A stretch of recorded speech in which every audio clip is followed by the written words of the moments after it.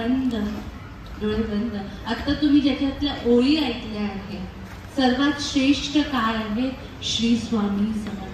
बाकी काही नको. त्यांचा जो चेहरा आहे, आपल्या समोर स्वामींचा जो चेहरा दिसतोय तो चित्ती ठेवायचा, एवढी स्वामींनी सांगितलं आहे. स्वामी सुतांनी सांगितले की माणिक रत्न हे काहीही मोठे नाहीये, स्वामींचा जो जप आहे तो सर्वश्रेष्ठ आहे. असा जप काल जे प्रकट दिनाला, डोळे बंद ठेवायचे, जे प्रकट दिनाला आले होते, काल आपण काय घेतलं होतं? स्वामींचा गुरुमंत्र घेतला होता. परत ओंजळ करायची आहे. आणि काल आपल्याला जो स्वामी समर्थांचा जप मिळाला होता तो ओंजळीमध्ये घ्यायचा आहे आणि तो हळूहळू आपल्या हृदयात जात आहे. छातीजवळ तो हात घेऊन जायचा आहे. त्या हातामध्ये विचार करायचा, स्वामींची इथली जे रूप आहे ते त्या हातामध्ये आलं आहे असं विचार करायचा आहे. आणि ते रूप हळूहळू माझ्या छातीमध्ये आतमध्ये आतमध्ये आतमध्ये जात आहे. श्री स्वामी समर्थ. उधळा गुलाल वाजवा नगारे, आज त्रैलोक्याचे स्वामी प्रकट झालेले. श्री स्वामी समर्थ. दोन्ही हात घसायचे आहे, डोक्यापासून पायापर्यंत.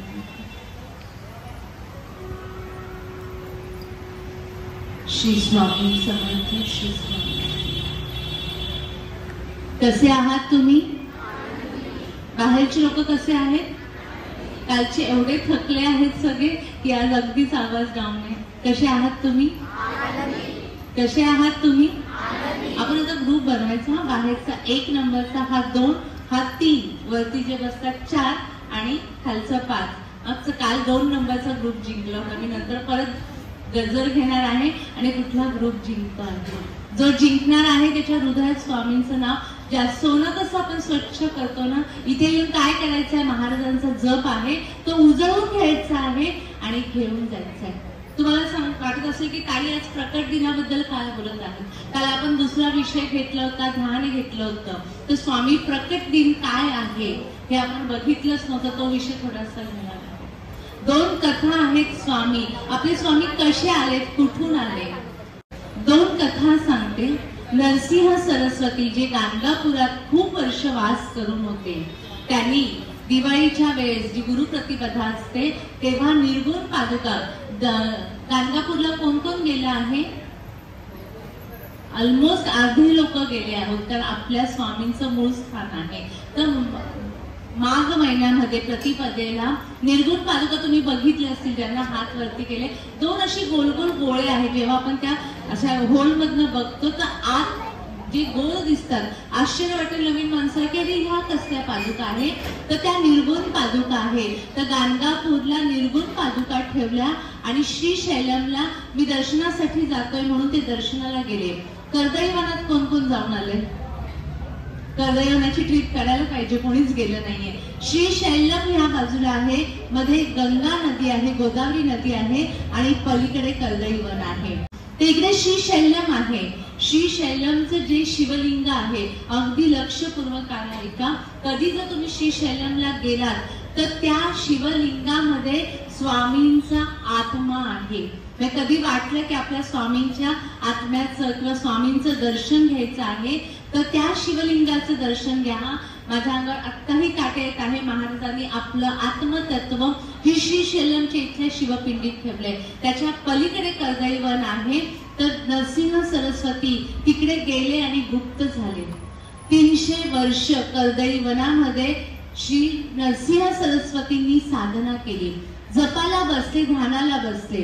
इतक्या वेळ ध्यानाला बसले की मुंग्यांनी त्यांच्या डोक्यावरती, पूर्ण शरीरावरती वारुळ बनवलं. 300 वर्षानंतर एक उद्धव नावाचा लाकूड तोडा होता. तो गेला होता लाकडं तोडण्यासाठी आणि नेमकं त्या वारुळाच्या वरती एक झाड होतं. तिथे लाकूड तोडत असताना त्याची कुऱ्हाड त्या वारुळावर पडली आणि तिथून रक्ताची धार आली. तो एकदम घाबरला की ही धार कुठून आली. आणि त्या वारुळातनं अजानुबाहू स्वामी नरसिंह सरस्वतींच्या रूपाने, कधीतरी मी पुढच्या वेळेस सगळ्यांची फोटो आणते आणि तुम्हाला दाखवेल, डोक्यावर पदर घेतलेले नरसिंह सरस्वतीला आहे आणि तिथून स्वामी प्रकटले.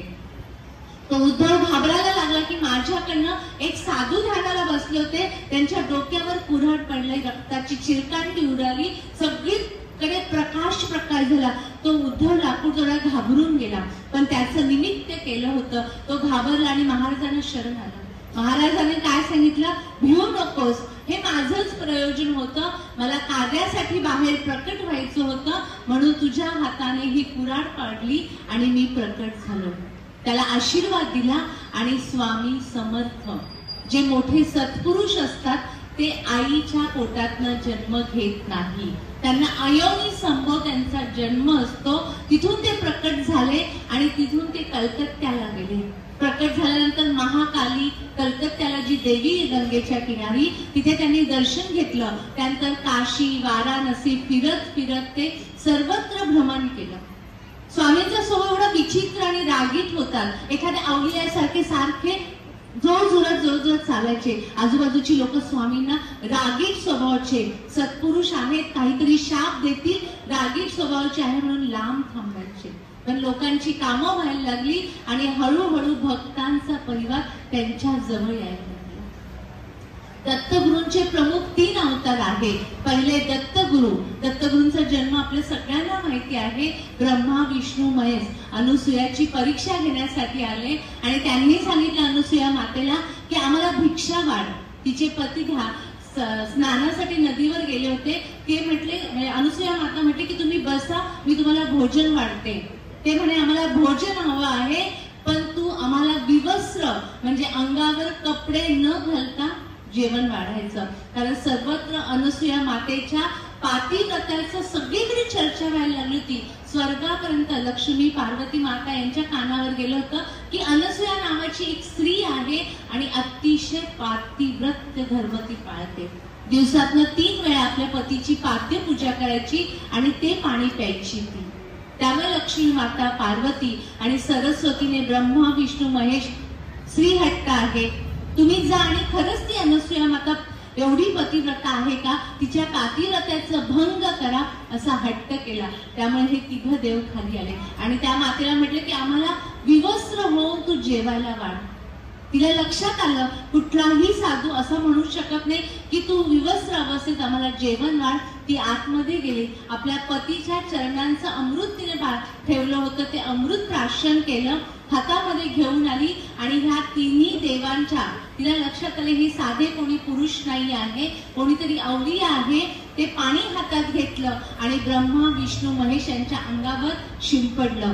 क्षणार्धात हे 3ही लहान बालक झाले. ती मांडी घालून बसली आणि 3घांना दूध पाजलं. अशा पद्धतीने तिच्याकडे जे आले होते त्यांना उपाशीही पाठवलं नाही आणि स्वतःचं पातिव्रत्य व्रत भंग नाही होऊ दिलं.